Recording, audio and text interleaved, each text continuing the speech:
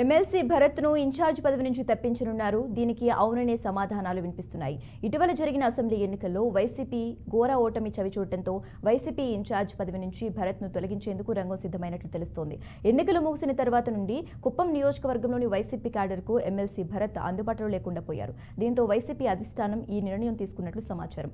ప్రస్తుతం ఈ విషయం కుప్పం నియోజకవర్గంలో హాట్ టాపిక్ గా మారింది. త్వరలోనే కుప్పం ఇన్ఛార్జిగా పెద్దిరెడ్డి, సుధీర్ రెడ్డి బాధ్యతలు తీసుకునే అవకాశం ఉన్నట్లుగా తెలిసింది.